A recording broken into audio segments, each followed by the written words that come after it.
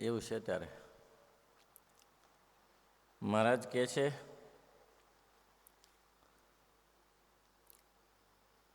પંચ વિષયનું તુચ્છપણું બતાવ્યું કાલને વિશે. શબ્દ, સ્પર્શ, રૂપ, રસ અને ગંધ. શબ્દ ભગવાન સંબંધી જ છે, રૂપ પણ ભગવાન સંબંધી જ છે, સ્પર્શ પણ ભગવાન સંબંધી છે, રસ પણ ભગવાન સંબંધી. ભગવાનને ચડાવેલો ઠાકોરજીના થાળ, કોઈ એવો સંકલ્પ તો થવો જ જોઈએ. કોઈ વસ્તુ મોઢામાં નાખતા પહેલાં હે મહારાજ જમવા પધારો, એટલો સંકલ્પ તો ભગવાનના ભક્તને થવો જ જોઈએ. પશુને ઘાસ નાખીએ છીએ, તો પશુ ધ્યાન કરતું નથી કે ભગવાનનું સ્મરણ કરતું નથી?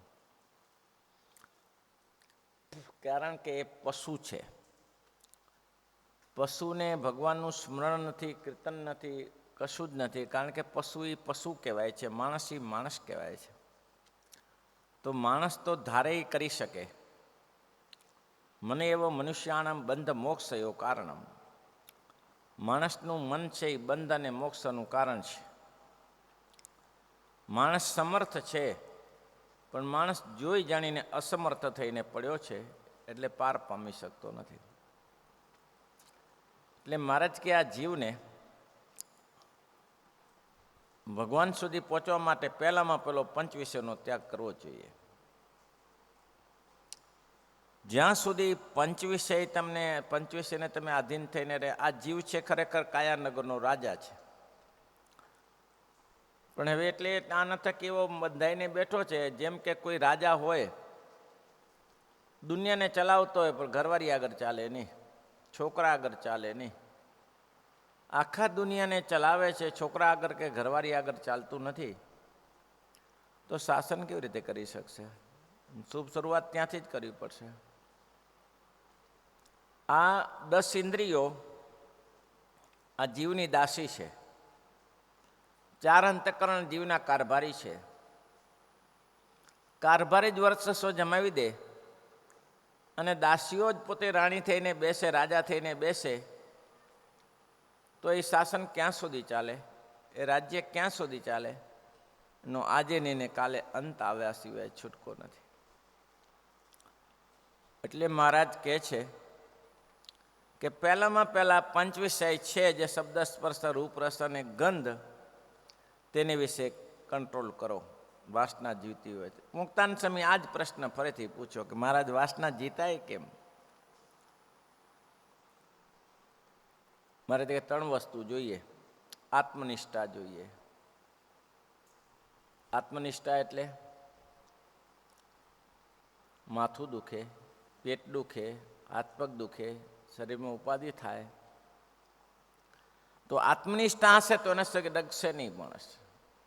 એને ખબર છે કે હું દેહ નથી, હું આત્મા છું. પહેલામાં પહેલી આત્મનિષ્ઠા દ્રઢ કરવી પડે. હું આત્મા છું એ આત્મનિષ્ઠા દ્રઢ કરવી પડે. હું જીવ નથી, હું દેહ નથી. આ બધા ઇન્દ્રિયો, હું તો સ્વતંત્ર છું, કાયાનગરનો રાજા છું, ને આ તો મારી પાછળ આવ્યા છે. જીવ દેહમાં પ્રવેશ કરે પછી બધું અંદર આ બધું ચોકડીયું ચાલુ થાય છે, બધું ચોસઠ ચાલુ થાય છે. ત્યાં સુધી જીવની સાથે ને કાંઈ લેવા દેવા નથી. શું છે? બુદ્ધિશાળી જીવ હોય તો જ કામ કરી શકે. બુદ્ધિશાળી જીવ હોય ને તો જ કામ કરે છે. મથુરામાં રમણરેતીના મહંત બહુ સરસ વાત કરતા હતા. મહારાજે 3 વસ્તુ બતાવી: આત્મનિષ્ઠા, પંચ વિષયનો અભાવ, ભગવાનનું મહાત્મા. આત્મનિષ્ઠા, પંચ વિષયનો અભાવ એટલે વૈરાગ્ય, અને ત્રીજું ભગવાનનું મહાત્મા. મહાત્મા કેવું? ભગવાનનું મહાત્મા, આ ભગવાન જે મને પ્રત્યક્ષ મળ્યા છે, આ અહીંયા અત્યારે અર્ચા સ્વરૂપે છે, તો આ મૂર્તિ નથી, આરસ પથ્થર નથી, આ ચર્મચક્ષુવાળા ભગવાન જ જે બેઠા હતા અહીંયા ફરતા હતા એ જ છે. એવી દ્રઢ આત્મનિષ્ઠા થઈ જાય. વાસના જીતવા માટે 3 વસ્તુ કરી. વાસના વસાયતે, શરીરમાં વસીને રહી છે વાસના. નખ નખ નખ શિખા પર્યંત વાસના રહી છે. બાપને દીકરામાં પ્રીતિ થાય છે, પતિને પત્નીમાં પ્રીતિ થાય છે, પતિ પતિને ખેતરમાં હેત થાય છે, પોતાના ઘરમાં હેત થાય છે. એ કોના કારણે થાય છે? તો વાસનાને કારણે થાય છે. જો વાસના ન હોય તો કંઈ ન થાય, કોઈ વસ્તુની આસક્તિ ન રહે. વાસના છે એટલે આ જીવ દોડ દોડ કરે છે. વાસના જ ન હોય તો દોડવાનું ક્યાં રહે છે એને?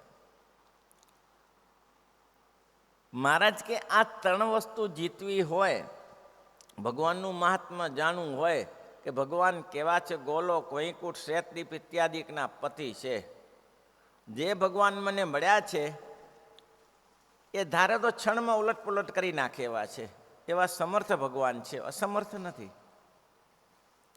મને મારી આગળ એને અસમર્થ જણાય છે. ઘોડા ઉપર બેસે ત્યારે ઘોડો ઉપર ચાલે, ઝાડ ઉપર બેસે ત્યારે છાયા થાય, દીવો કરે ત્યારે દર્શન થાય. એ તો ભગવાનની લીલા છે. બાકી ધારે તો શું ન થાય. સૂર્યચંદ્ર જેને મૂક્યા છે, મહાત્મા એવું સદ્રઢ કરી રાખવાનું. સૂર્યચંદ્ર આકાશમાં તપે છે એ મારા પ્રભુની ઈચ્છાથી જ. એની ઈચ્છા ન હોય તો બ્રહ્માંડનો પ્રલય થઈ જાય. હવે અનંત કોટી બ્રહ્માંડો છે જે ભગવાન પોતે સ્થિતિને પ્રલયને કરતા હતા છે.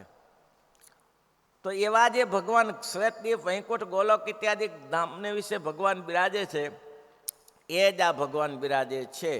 એમાં ને એમાં કોઈ ક્ષણું માત્રનો ફેર નથી. હવે પ્રશ્ન એ રહ્યો કે આવું મહાત્મ્ય, આત્મનિષ્ઠા, પંચવિષયનો અભાવ થાય કેવી રીતે? થાય કેવી રીતે? તો કે એવા એકાંતિક સિવાય એને એ વસ્તુ પ્રાપ્ત ન થાય. શાસ્ત્રમાં જે લખેલી એ વસ્તુ વાંચશો તેનાથી તમારું કલ્યાણ નહીં થાય. કોઈ એવા સંતના સમાગમમાં આવી જાઓ અને એ સંત જો कहत कबीरा सुनो भाई साधु, गुरु के चरण में लिपट रहना, कुछ लेना न देना मगन रहना. घेरी नदिया नाव पुरानी, घेरी नदिया नाव પુરાની. આ ઘેરી નદી છે, સંસાર રૂપી ઘેરી નદી છે અને શરીર રૂપી પુરાણી નાવ થઈ ગઈ છે. कोई गुरु के चरण में लिपट रहना, कोई गुरु के चरण में लिपट रहना, कुछ लेना न देना मगन रहना, कुछ लेना न देना મગન રહેના. આટલા બધા કોરોનામાં ગયા, શું લઈ ગયા? કોઈ ગાડી ઉપાડી ગયું? કેવા એક અમેરિકાની પાર્ટી મરી ગઈ. 55-60 સ્ટોર છે અમેરિકામાં, અબજો રૂપિયાની મિલકત છે. એ સાથે લેવી જોઈએ? કોઈ સાથે ના આવે. એટલે એમ કહેવાય છે કે એવા એકાંતિકની પાસેથી જ આ શીખાય. શાસ્ત્રમાં લખી રાખેલું પાસેથી આ વસ્તુ શીખાતી નથી. એટલે મથુરાના એક મહંત બહુ સરસ વાત કરતા હતા. વર્ષો પહેલાની પ્રતિષ્ઠા વખતે વાત છે. મથુરાના મહંત કે ગુરુ પણ બધાને એવી રીતે શિક્ષા આવતા નથી. લાયકાત જોઈએ, એની શિષ્યની લાયકાત જોઈએ. એવા ગુરુ મળે ક્યારે? લાયકાત વગર મળી ન શકે. એટલે ગુરુને 50 શિષ્યો હતા. 50 શિષ્યોને બોલાયા. ગુરુજી આજે પ્રસન્ન હતા. ગુરુજીએ કહ્યું, શિષ્ય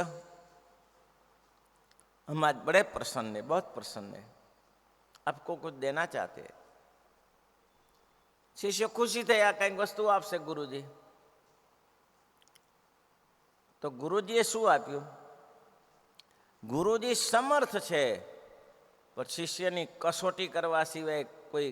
ગુરુને ખરેખર ગાદી આપવી હતી. ભગવાનને પદ પોતાનું આપવું છે પણ લાયકાત વગર ના આપી શકે. ગુરુને 50 શિષ્યોને બોલાવીને એને પોતાની ગાદી સુપ્રત કરવી હતી. હવે કયા શિષ્યની ગાદી એને આપવી એ પ્રશ્ન હતો. 50 શિષ્યોને બોલાવીને દરેકને પ્રસાદ આપ્યો. શું આપ્યું પ્રસાદમાં? ચણો. ચણા ખાઈએ છીએ ને આપણે, દાળિયા. એક એક ચણો આપ્યો, કાચો ચણો આપ્યો. ले लीजिए ये प्रसाद है. शिष्यों की ये क्या प्रसाद होता है, इसमें क्या प्रसाद है? चना एक एक, चना भी एक एक, कुछ ज्यादा नहीं. ठीक है, गुरुजी ने दिया प्रसाद तो खा गए. गुरुजी ने प्रसाद दिया तो खा गया.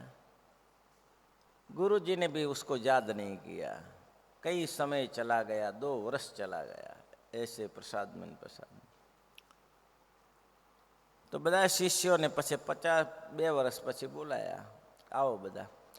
हाँ देखो, 2 साल के पहले मैंने आपको एक प्रसाद दिया था, चना दिया था. दिया था ना? हाँ हाँ गुरुजी दिया था ना, सभी को दिया था. 50 से 50 शिष्य को दिया था. हाँ ठीक है, वो मैं प्रसाद अभी देखना चाहता हूँ, वापस चाहता हूँ. कहाँ से वापस મળે? कहाँ गया? अमुक तो खाई गया गुरुजी का प्रसाद करके. अमुक लोग को होता कि खवाई नहीं, गुरुजी नो प्रसाद छे, एक डब्बी में पूरी राख्यो चणो. अमुक लोग के नाना नाना प्रसाद ने एवी रीते डब्बी में न पूरी, दररोज पूजा कराए, ए भगवान जोड़े राखीने पूजा करे. हवे आवी रीते बधा शिष्योए कर्युं. गुरुजी ने कहा कि है ने आपके पास चना? हाँ ने गुरुजी. कहाँ रखा है? वो तो पहले शिष्य ने पूछू कि है चना? तो मैं तो, हमारे पास तो नहीं है. कहाँ गया? मैं तो खा गया. क्यों खा गया? खाने की चीज नहीं थी क्या? मैंने दिया हुआ प्रसाद खा गया, दूसरी चीज नहीं थी. मैंने सोचा कि आपने प्रसाद कुछ खाने के लिए दिया, मूर्ख आदमी. दूसरे को बुलाया, चना दिया था, है प्रसाद में दिया? हाँ है ना गुरुजी. कहाँ है? वो तो मैं भगवान की पेटी में रखा है, 2 प्रतिदिन पूजा करता हूँ. तो पूजा करते हैं तो क्या भगवान नहीं है? चने की पूजा करना है, चने की पूजा करना है. भगवान नहीं है क्या? भगवान की पूजा नहीं हो सकती? हाँ होती है. दूसरे ने कहा, शिष्य तुमने क्या किया? हाँ गुरुजी चना है मेरे पास, एक डब्बी में पैक करके रखा है. क्यों बिगड़ ना जाए ना आपका प्रसाद? तो क्यों पैक करके रखा है? तो बिगड़ ना जाए. अरे इसमें बिगड़ने की चीज क्या है?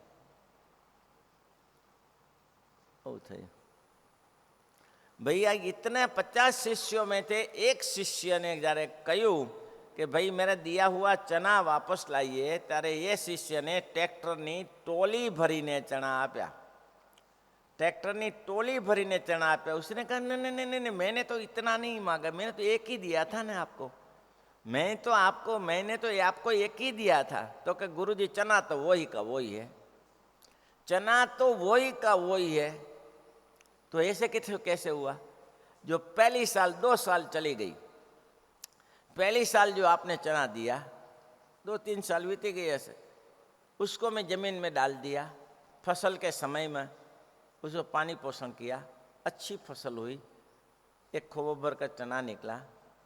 उसको दूसरी बार बो दिया तो इतना खोबो भर चना पृथ्वी पर डाले फसल के समय, तो एक कोथरो भर चना निकला.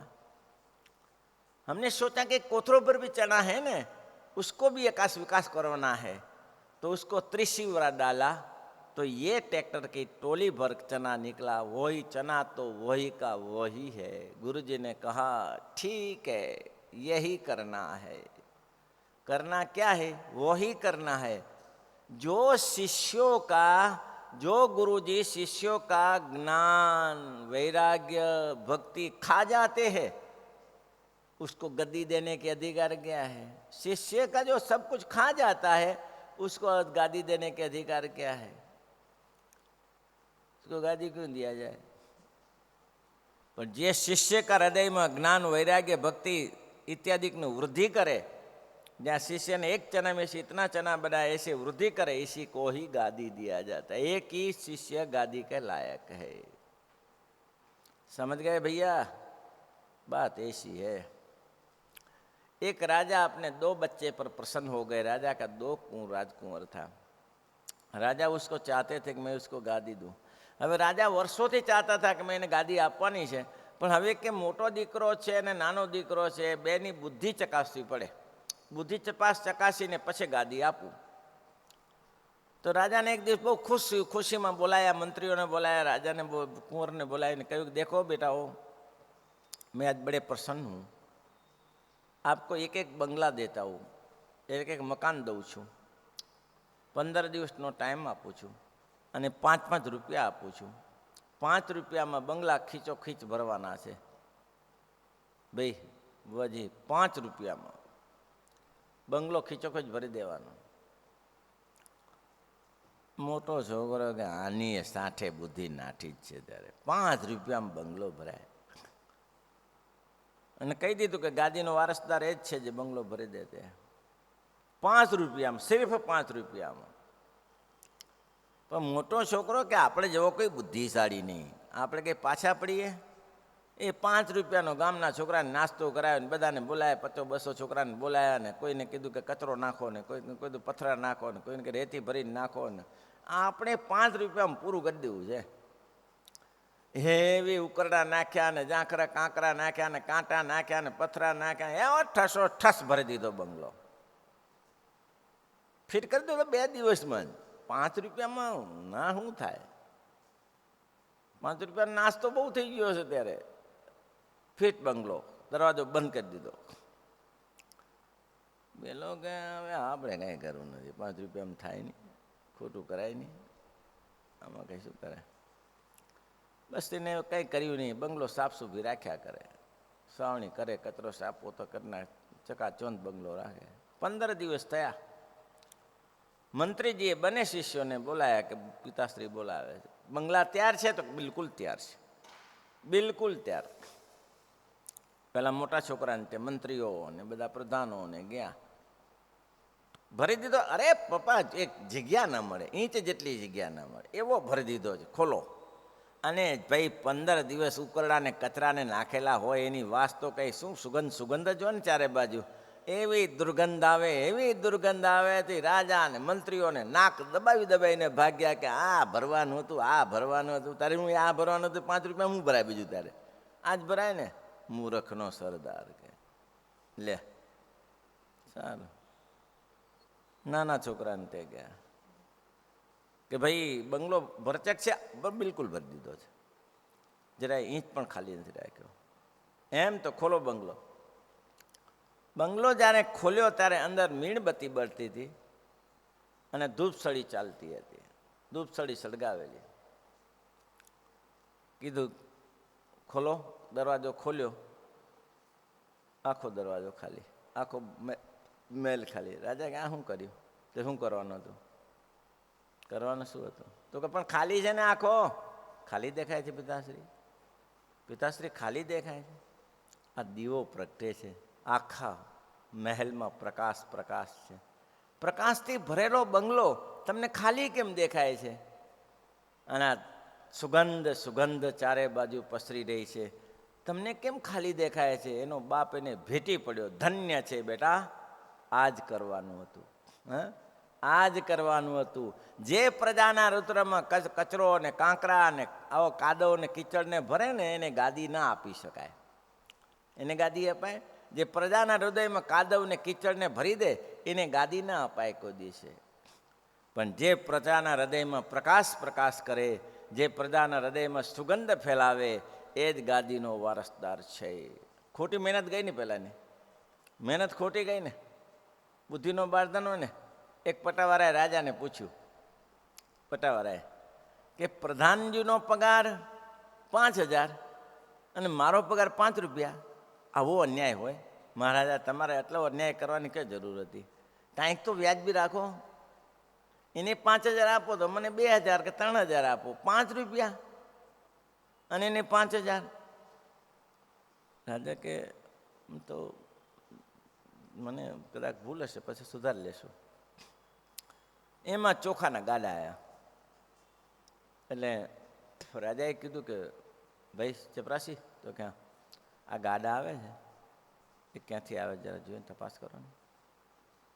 એટલે ગાડાની તપાસ કરી. ક્યાંથી આવો છો? ઓખા બંદરથી. બરાબર. શું છે અંદર? ચોખા. રાજાની પાસે. રાજાને કીધું શું છે? એ ઓખા બંદરથી આવે છે ને ચોખા છે. બરાબર. પણ મૂર્ખના સરદાર, તું ઓખા બંદરથી આવે, ચોખા છે, તો તારે એટલું તો પૂછવાનું હતું ને, જવાનું ક્યાં છે ભેગા પૂછી લેવાનું હતું. તો કે એ ભૂલી જાઉં, પૂછતો આવું. એ પૂછવા ગયો પાછો કે તમે જાઓ છો ક્યાં? તો કે પોરબંદર. સારું. રાજાને કે એ પોરબંદર જાય છે. પછી એટલેથી જ પતાવવાનું હતું, કઈ ક્વોલિટીના ચોખા છે, એનું વેચાણ કરવું છે, દાન કરવું છે, તો પૂછવાનું હતું ને. તો કે એ પૂછતો ભાઈ આ કઈ ક્વોલિટીના છે? તો કે બાસમતી છે. સારું. 4-5 ધક્કા ખાધા. પછી મુનિમજીને કહ્યું, મુનિમજી, પ્રધાનજી, જરા જાઓ ને તપાસ કરી લેવા. મુનિમજી ચોપડો લઈને ગયા, બધું લખી આવ્યા, ક્યાંથી આવો છો, કોને મોકલાવ્યા છે, કઈ ક્વોલિટીના ચોખા છે, આ ક્યાં વેચવા જશો, કોણ એનો સામે શેઠ છે, એની પેઢીએ નાખશો, બધું તમે ક્યાંથી આવ્યા, આ બધું કમ્પ્લીટ કરીને લખીને આવ્યો એક જ ચક્કરમાં. રાજાને કહ્યું, રાજા કે તમે આ ના કરી શક્યા? મને એવું યાદ ન રહ્યું હો, 5000 એના છે. હા, તમારે 5 ધક્કા ખાવા પડ્યા અને એક જ ધક્કામાં પતી ગયો. એની મિલકત છે. તેમ શિષ્ય કે ગુરુ લાયકાત સિવાય કંઈ આપતા નથી એટલું માની રાખે કે કોઈ બાપે દીકરાની લાયકાત જુએ છે કે આ ચલાવી શકે એવી પેઢી છે કે નહીં, એની જ પેઢી સોંપે. તેમ મહારાજ કહે છે કે આવું જે જ્ઞાન મેળવવું, કયું આત્મજ્ઞાન, પંચ વિષયનો અભાવ. ત્રીજું શ્રીજી મહારાજનું મહાત્મા. આ જે જ્ઞાન મેળવવું તે મહારાજ કે એમ સામાન્ય રીતે આ જ્ઞાન મળે નહીં. એ જ્ઞાન મેળવવા માટે લાયકાત કરવી પડે. જેમ પહેલાં ચણાની લાયકાત કરવી ને પહેલાં લોકોએ જેમ મકાનની લાયકાત કરવી, તેમ આમાં લાયકાત કરવી પડે. લાયકાત વગર તમને કોઈ વસ્તુની પ્રાપ્તિ, શ્રીજી મહારાજે કેવો એવા એકાંતિક સિવાય આવું એકાંતિકપણું આવે નહીં. પહેલામાં પહેલો પ્રશ્ન છે, એવા કોઈ સાધુની પાસે જઈને બેસો, જેની પાસે જઈને બેસવાથી એ જ પણ લફરંગા મારતો હોય, લબડતો હોય, એની પાસે જઈને શું કરશો? મહારાજ કે વિધવાની પાસે વિધવા જાય તો શું કાઢે? એમાં શું આશીર્વાદ મળે? સુવાસની જાય તો શું લાભ થાય? સાપની પાસે પરણો સાપ જાય તો શું એની પાસે શું હોય? અમૃત હોય સાપની પાસે? ઝેર જ હોય.